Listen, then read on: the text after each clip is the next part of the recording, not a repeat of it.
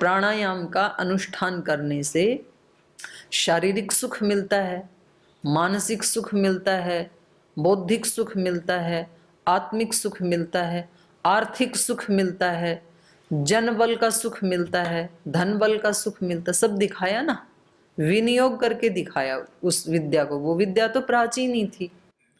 तो अब आज देश और विदेश में कितने लोग उस विद्या को फॉलो करते हैं? करोड़ों लोग करते हैं। ये है इन विद्याओं का विनियोग। और जब तक ये अध्यात्म विद्या केवल शब्द मात्र में रहती है,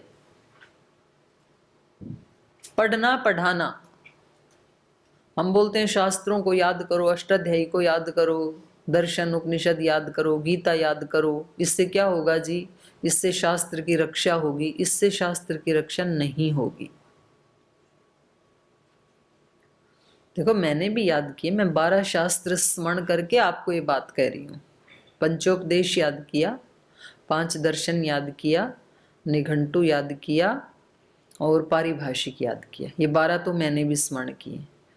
लेकिन इतने मात्र से शास्त्र की रक्षा नहीं होती है। शास्त्र की रक्षा कब होती है? जब उसका जीवन में विनियोग हो। प्राणायाम की रक्षा कब हुई? जब प्राणायाम का विनियोग करोड़ों लोगों के जीवन में हो गया, तब प्राणायाम विद्या की रक्षा हुई है।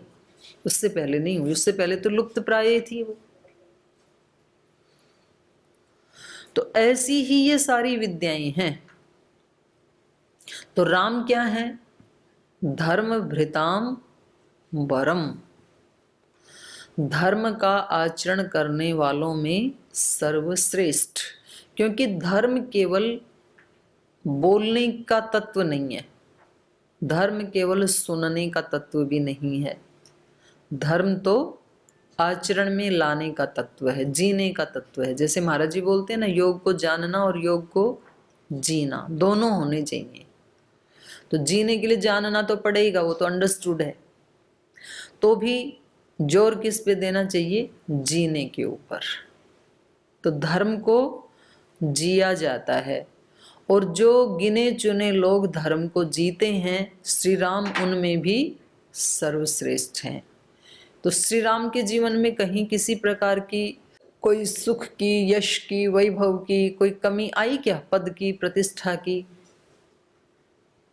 कि भाई वो तो धार्मिक व्यक्ति थे, तो उनको तो कोई सांसारिक वस्तु तो मिली नहीं। चक्रवर्ती तो साम्राज्य मिला उनको, और इतना सुयश कीर्ति मिली कि लाखों वर्षों के बाद भी हर भारतवासी के मुख पे जय जय श्री राम है।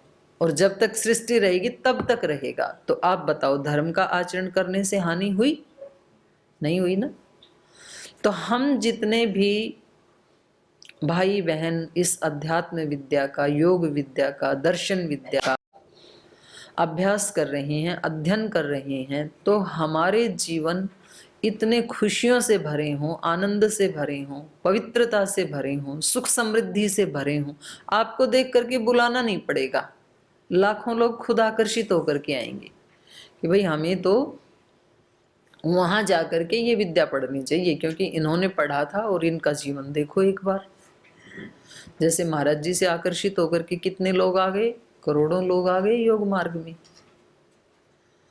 तो ये अंतर है श्री राम के जीवन में और दूसरे लोगों के जीवन में। श्री राम धर्म का आचरण करते हैं। रामम धर्म भृताम वरम। इसलिए जो बड़े ऋषि मुनि हैं, जो आयु में इनसे बड़े हैं, तप में बड़े हैं, वो भी इनका सम्मान करते हैं जहां भी जाते हैं। ये है आचरण की महिमा। आज श्रद्धेय स्वामी जी महाराज जहाँ बड़े बड़े लोग बैठे होते हैं, सुप्रतिष्ठित, जिनको परंपरा से वो मिला है, वो गद्दी मिली है, उन लोगों के बीच में उनको सम्मान पूर्वक बिठाते हैं लोग। ये क्या है? ये आचरण की महत्ता। योग को उन्होंने जिया है अपने जीवन में। इसलिए जो व्यक्ति, जो भाई बहन योग को, अध्यात्म को, पवित्रता को जिएगा अपने जीवन में, अलग ही उजाला होगा उसके जीवन में, अलग ही एक आकर्षण पैदा हो जाएगा उसके जीवन में। सात्विक आकर्षण, आध्यात्मिक आकर्षण। सब लोग उसका अंदर से सम्मान करेंगे आत्मा से, तो इसलिए व्यक्ति, और खुद को भी सुख मिलता है।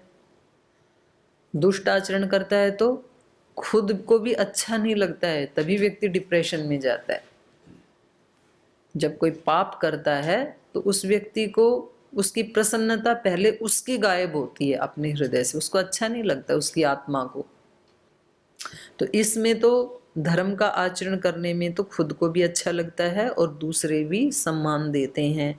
तो सुतीक्ष्ण ऋषि ने धर्म का आचरण करने वालों में भी जो सर्वश्रेष्ठ हैं ऐसे श्री राम को देखा और स्माश्लिष्य च बाहुभ्याम, और अपनी भुजाओं में उनको आलिंगन करके अपने हृदय से लगा लिया। जब अत्यंत प्रीति होती है तो व्यक्ति अपने हृदय को दूसरे हृदय से लगाना चाहता है। तो ऐसे माता पिता भी अपने बच्चों को लगाते हैं, गुरुजन भी ऐसे। यहाँ सुतीक्ष्ण ने ऋषि ने भी श्री राम को आश्लिष्य बाहुभ्याम इदम वचनम अब्रवीत। और फिर श्री राम से क्या कह रहे हैं सुतीक्ष्ण ऋषि? स्वागतम खलु ते वीर राम धर्मभृतां वर आश्रमोऽयं त्वया क्रांत सनाथ इव सांप्रतम।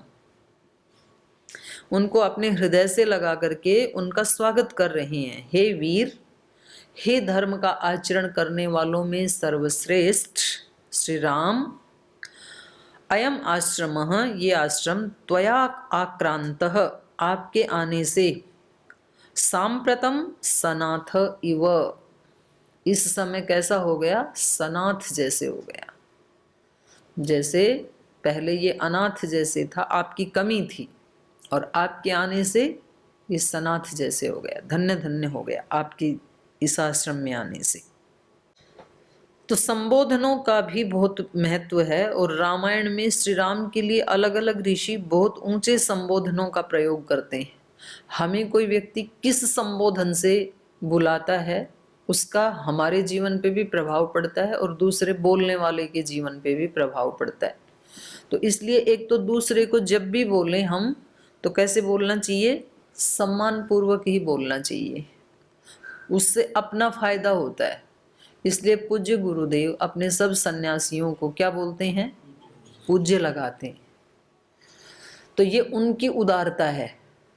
सन्यासियों को तो पूज्य बनने में अभी टाइम लगेगा, तो चल रहे हैं, लेकिन एक तो उनको खुद को अपनी उदारता का परिचय देते हैं, और एक ऊंचा संबोधन करने से जो पूज्य नहीं भी बनना चाहते थे वो भी जब सुनते हैं उस समय तुरंत उसी क्षण अपलिफ्ट होते हैं। भाव चेतना है ना, जैसे एक आप अपने किसी ऐसे मित्र के सामने खड़े हैं जो आपको ऐसे उल्टे सीधे संबोधन करता है, उस समय आपकी जो चेतना होती है, और एक अपने पूज्य गुरुदेव के सामने होते हैं, जब महाराज जी कहते हैं पूज्य स्वामी आपका नाम लेते हैं, तो उस समय की जो भाव चेतना होती है, तो दोनों में अंतर होता है नहीं होता है? होता है, कुछ अंतर होता है। उस समय एकदम से आपको ये लगता है, मगर उस समय आप बिल्कुल निर्दोष होते हैं उस क्षण के लिए, इतनी देर के लिए।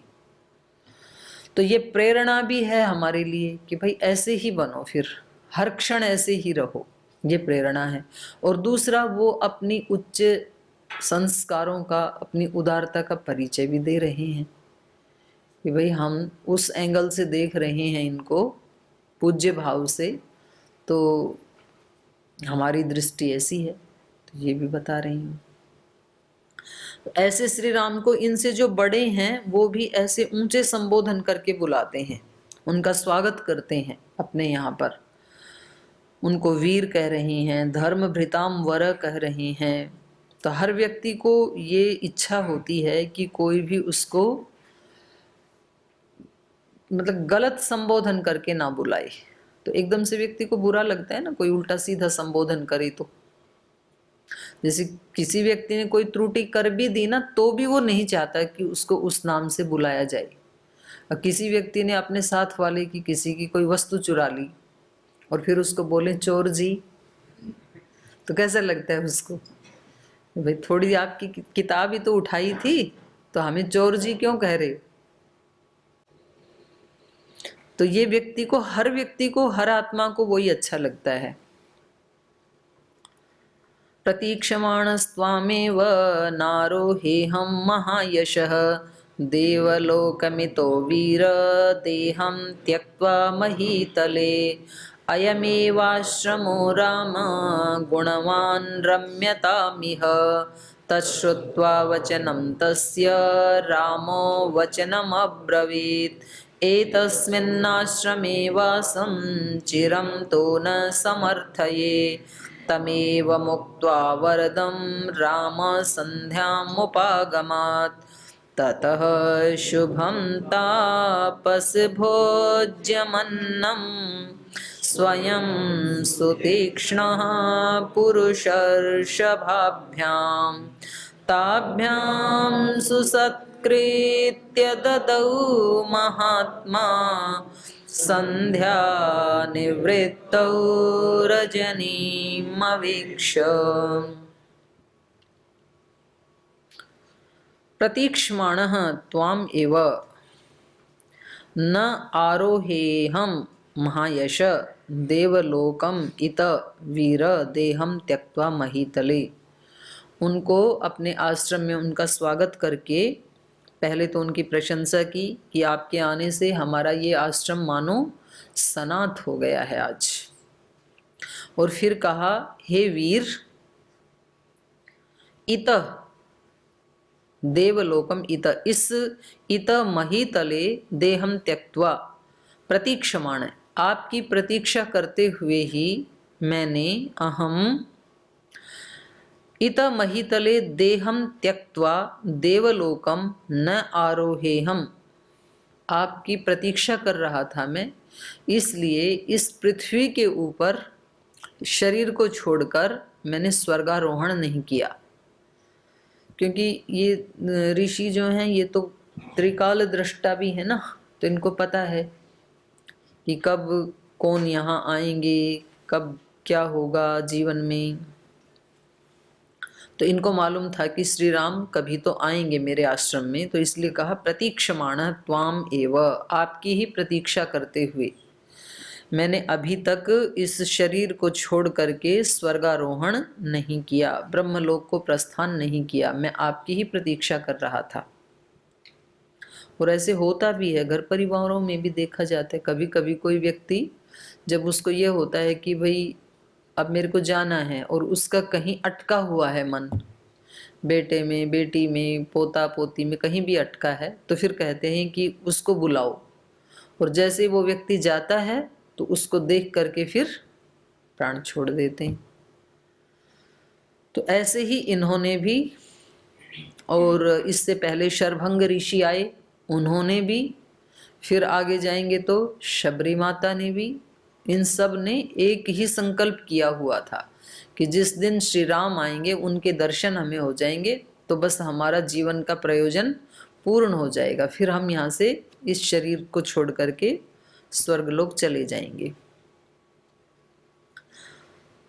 तो ये कह रहे मैं आपकी ही प्रतीक्षा कर रहा था। अब अयम एव आश्रमो राम गुणवान रम्यताम इह, तो बोले अब ये आश्रम आपका ही है, आपको कोई स्थान पूछने की आवश्यकता नहीं है कि कोई अच्छा स्थान बताओ। ये तो इसीलिए गए थे ना कि भाई बताओ हमें यहाँ रहना है, तो इस कानन वन में कौन सा ऐसा स्थान है। तो इन्होंने बिना पूछे ही बता दिया, अयम एव आश्रम गुणवान राम, हे गुणवान राम, अयम एव आश्रम, ये आश्रम ही खाली है, मैं तो जा रहा हूँ, मैं तो बस अभी तक प्रतीक्षा ही कर रहा था आपकी, इसलिए रम्यताम इह, आप यहाँ आराम से रहिए, रमण कीजिए। तच्छ्रुत्वा वचनम तस्य रामो वचनम अब्रवीत, लेकिन श्री राम तो आश्रम में रहने के लिए नहीं, उनके दर्शन करने के लिए गए थे, लेकिन अपना ही आश्रम बनाना चाहते थे, तो कोई कब्जा नहीं करना था इनको आश्रम के ऊपर। तो उन्होंने कहा, श्री राम ने कहा, एतस्मिन् आश्रमे वासं चिरं तु न समर्थये तमेवं मुक्त्वा वरदं रामः संध्यामुपागमत्। एतस्मिन् आश्रमे चिरं वासं तु न समर्थये, गुरुदेव आपने ऑफर किया, इसके लिए आपका धन्यवाद, लेकिन हम बहुत ज़्यादा दिन इस आश्रम में नहीं रहेंगे, यहाँ तो केवल आपका दर्शन करने के लिए आए हैं। तो ये भी एक बात है कि जो वास्तव में जो सच्चे साधक होते हैं ना, वो किसी दूसरे की संपत्ति पे डकैती नहीं करना चाहते। जो ये सोचते हैं ना, भाई हमारे गुरुजी को बहुत सारी सिद्धियां मिली हैं तो हमारे को भी दे देना एक आधी, तो ये लोभ का भाव है और ये चोरी का भाव है। ये भाव नहीं होना चाहिए। भाव क्या होना चाहिए? जिस तप पुरुषार्थ ने मेरे गुरु को इन सिद्धियों का या इस उपलब्धि का पात्र बनाया, वैसा पुरुषार्थ हम भी करें। जो सेवा करने से, दो तप करने से, जो पुरुषार्थ करने से, इसलिए जो गृहस्थ जीवन में भी जो अच्छे लोग होते हैं ना, वो अपने पिता की संपत्ति को यूं कह देते हैं कि पिताजी आपको जहां दान करना है आप कीजिए, आपने हमें समर्थ बना दिया, अपने लिए अब हम खुद धन कमा लेंगे।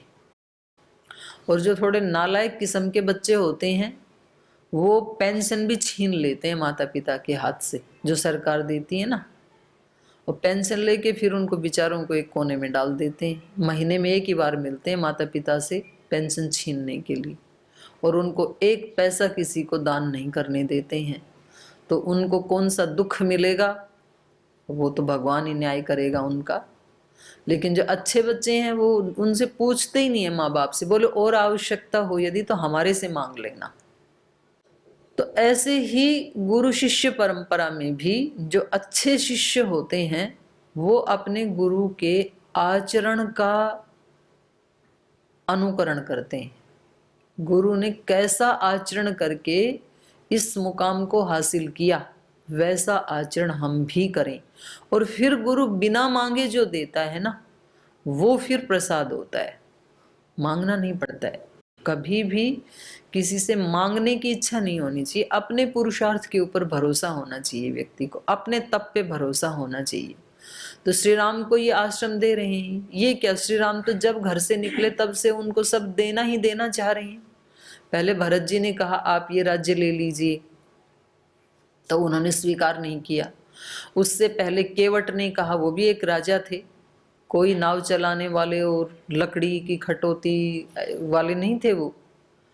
ये तो ठीक वर्णन नहीं है रामायण के अकॉर्डिंग। रामायण में आया वो राजा थे वहाँ के, और उन्होंने अपना राज्य देना चाहा, एक मित्रता थी, तो उन्होंने उनका राज्य भी अस्वीकार कर दिया। वो तो उनके मित्र ही थे। फिर आगे जिस जिसके आश्रम में गए ऋषियों के, तो सब ने उनको ऑफर किया कि आप यहीं रह जाओ ना हमारे ही आश्रम में। श्री राम जैसे व्यक्ति को कौन नहीं रखना चाहेगा अपने यहाँ। तो व्यक्ति का ऐसा चरित्र हो कि सब लोग उसको बुलाना चाहें कि आप हमारे यहाँ आ जाइए, और फिर भी हम स्वीकार ना करें किसी की, दूसरे की कमाई हुई वस्तु को।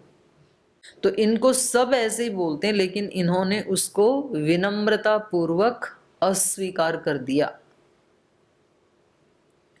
एतस्मिन् आश्रमे चिरम वासम न समर्थय। चिरकाल तक नहीं रहेंगे गुरुदेव, केवल आपका दर्शन करने के लिए आए हैं। तो ऐसा कह करके वरदम राम, राम कैसे हैं? वरदान देने वाले हैं, लेने वाले नहीं हैं।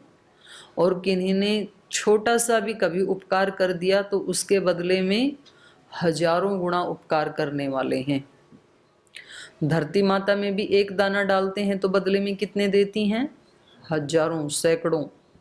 किसी किसी बीज में सैकड़ों आते हैं, किसी किसी में तो हजारों आते हैं, किसी किसी में लाखों करोड़ों आते हैं।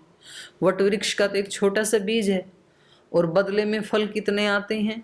अनगिनत आते हैं, और कितना विस्तार होता है उसका। तो ऐसा ही नेचर, ऐसा ही स्वभाव महापुरुषों का भी होता है। तो ये प्रारंभ में आया था कि श्री राम, ऐसा उनका स्वभाव है कि उनके ऊपर कोई एक उपकार भी करता है ना, तो अनंत उपकार करते हैं। और कभी कोई उनका थोड़ा भी बुरा कर देता है तो उसको कभी स्मरण नहीं रखते। उपकार को सदा स्मरण रखते हैं, अपकार को कभी स्मरण नहीं रखते हैं। ये श्री राम हैं। और दूसरे, अपकार को सदा स्मरण रखते हैं। किसी ने कोई बुरा कर दिया तो बोले इसको भूल नहीं सकता, और उस व्यक्ति ने कुछ अच्छा किया होगा उसका बिल्कुल विस्मरण कर देते हैं। मतलब सारी जिंदगी भर किसी का भला किया और केवल एक बार गलती हो गई तो एक बार की गलती को सदा याद रखते हैं जो सामान्य व्यक्ति हैं, जो साधक नहीं है, और उन उपकारों को एक क्षण में भुला देते हैं। आज माता पिता बेचारे क्यों परेशान हैं? बोल जी इन बच्चों का इतना किया हमने, वो इनको याद नहीं है, और एक दिन माता पिता ने किसी काम के लिए डांट दिया या मना कर दिया तो उसको याद रख करके उस बच्चे ने माता पिता से बात करना ही बंद कर दिया। ये सामान्य चेतना की बात है, और श्री राम का बिल्कुल उल्टा है। तो विनम्रता पूर्वक इन्होंने मना करके गुरु जी को वरदम राम, जो सदा देते ही हैं, वरदान ही देते हैं, ऐसे श्री राम संध्याम उपागमत, संध्या करने के लिए चले गए। ये भी आपको रामायण के लगभग 2-3 सर्ग के बाद मिल जाएगा कि ये किसी भी स्थिति में संध्या उपासना का परित्याग नहीं करते हैं, क्योंकि वो भी हमारे धर्म का बहुत अहम हिस्सा है। धर्म माने कर्तव्य, हम सारे कर्तव्यों का पालन तो कर लेते हैं, लेकिन एक इस धर्म का पालन करने में अत्यंत शिथिल होते हैं। ऐसी प्रतिबद्धता किसी के दिल में नहीं होती है कि भाई संध्या नहीं छूटनी चाहिए। मानो कभी किसी दिन कोई काम कर रही हैं, बहुत देर हो गई, मानो रात हो गई, 10 बज गए, तो भी जिस व्यक्ति का संकल्प है ना, तो वो कहेगा कि ठीक अब खाना नहीं खाऊंगा, लेकिन अब आधा घंटा संध्या करके ध्यान करके तब सोऊंगा। तो ऐसा नियम श्री राम के जीवन में है। ये कितनी प्रतिकूल परिस्थिति आई तो भी जहां सांझ हुई, जंगल में भी गए तो वहीं संध्या उपासना जरूर करते हैं। छोटी छोटी बातों में अत्यंत प्रतिबद्धता होने से ही आदमी का चरित्र ऊंचा बन जाता है, और बड़े से बड़ा काम करने वाले भी जब उसमें पंक्चुअल नहीं होते, नियमित नहीं होते हैं, तो वो बड़े से बड़े कार्य भी उद्धार और कल्याण नहीं कर पाते हैं व्यक्ति का। तो ये हम पुराने अपने ऋषियों का, महापुरुषों का जीवन भी देख सकते हैं, और नए ऋषि जिनके साक्षात सानिध्य में हम रहते हैं उनके जीवन में भी हम देख सकते हैं। ततः शुभम तापस भोजनम भोज्यम अन्नम स्वयं सुतीक्ष्ण पुरुषर्षाभ्याम ताभ्याम सुसत्कृत्य ददौ महात्मा। ततः, ततः मतलब संध्या उपासना पूरी होने पर, संध्या निवृत्तौ रजनीम अवेक्ष्य, संध्या से निवृत्त होने पर और रात्रि के दर्शन होने पर,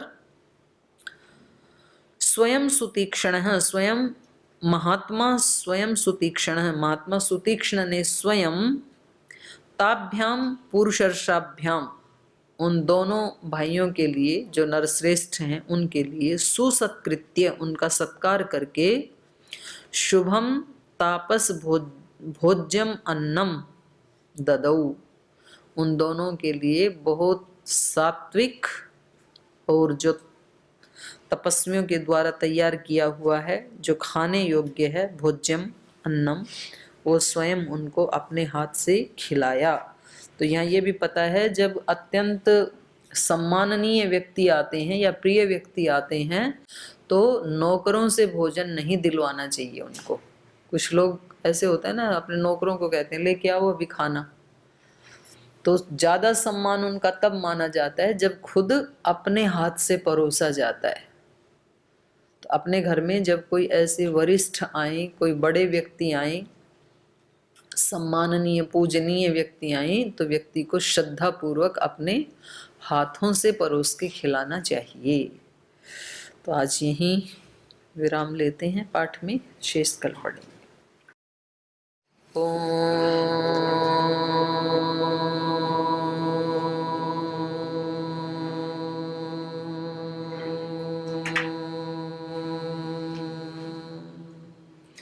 शांति शांति शांति।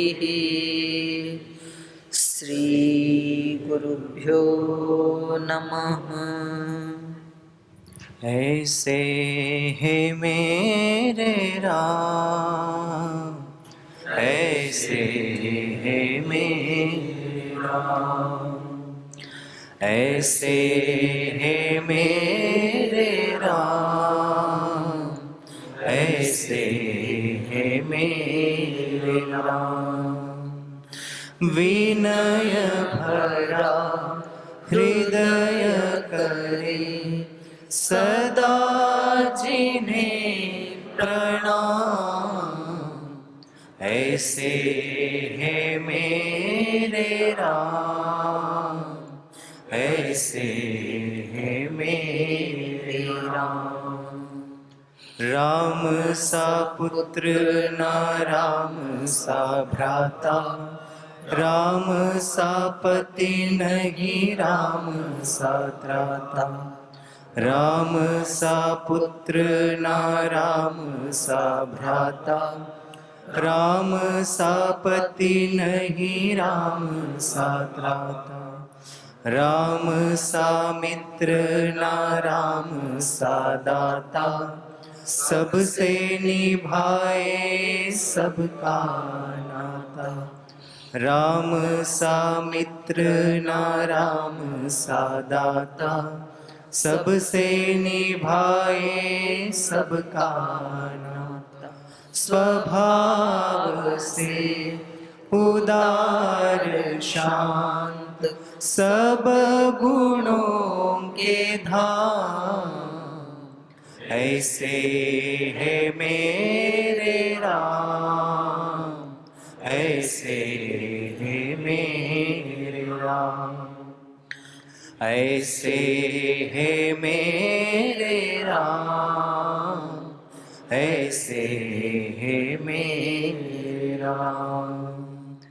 विनय भरा हृदय करे सदा जिन्हें प्रणाम, ऐसे है मेरे राम, ऐसे है मेरे राम, ऐसे है मेरे राम, ऐसे है मेरे राम, ऐसे है मेरे राम, ऐसे है मेरे राम। ओम श्री गुरुभ्यो नमः।